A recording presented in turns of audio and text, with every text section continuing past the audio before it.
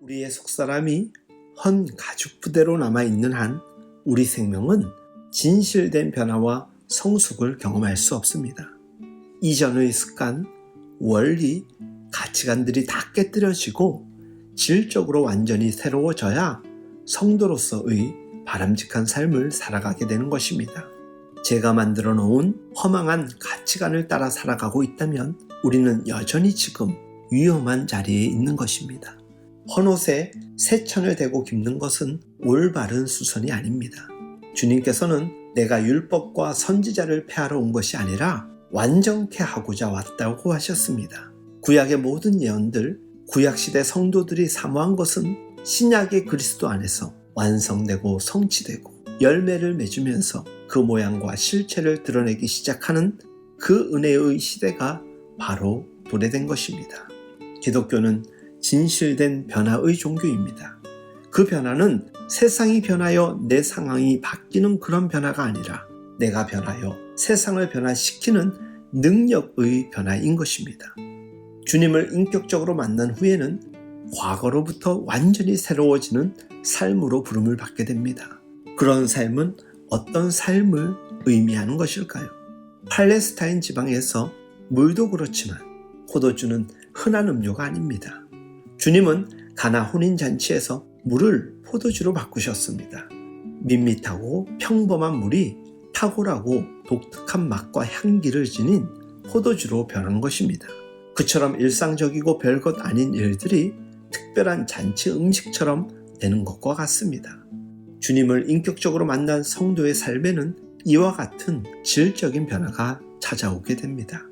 포도주를 마신 것과 같은 참된 기쁨과 감격 또한 누려지게 되는 것입니다. 독특한 빛깔, 특별한 향기와 맛을 지니고 사는 사람이 바로 구원과 은혜의 사람입니다. 다시는 죄의 권세 아래서 탄식하거나 죄를 인식만 하고 슬퍼하고 울고 끝나는 게 아니라 성령이 주시는 독특한 능력으로 죄와 싸워 이기는 게 뭔지를 알고 경험하는 새 시대를 살아가게 되는 것입니다. 왜 목마른 자가 복이 있다고 할까요?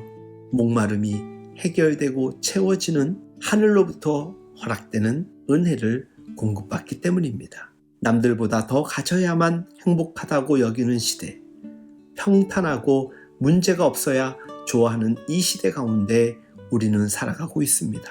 성경은 우리 삶의 모양이 어떠하든지 세상과 전혀 다른 기준과 잣대를 가지고 새 시대에 속해서 살 것을 요구하고 있습니다. 우리는 성령과 새 생명이 누려지는 새로운 기쁨과 능력을 가지고 변화된 삶을 사는 새 시대의 사람으로 부름받은 존재임을 잊지 말아야 합니다. 모태에서 죄 가운데 태어나 죄와 이 땅의 삶에 익숙해져 그럭저럭 사는 게 우리의 본질이 아닙니다. 주 안에서 사랑하는 여러분, 이 세상을 거슬러 가며 살기가 불가능하다고 생각해서는 절대 안 됩니다.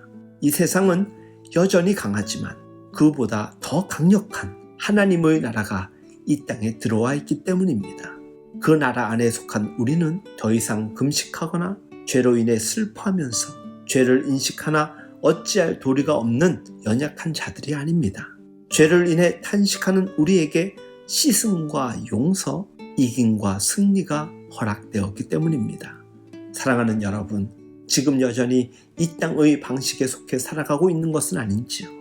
이 땅에 들어와 있는 하나님의 나라에 속해서 세상이 알지 못하는 기쁨과 감격을 가지고 믿음의 실체를 경험하며 그 나라의 영광들을 누리며 복되게 살아가고 있어야 합니다.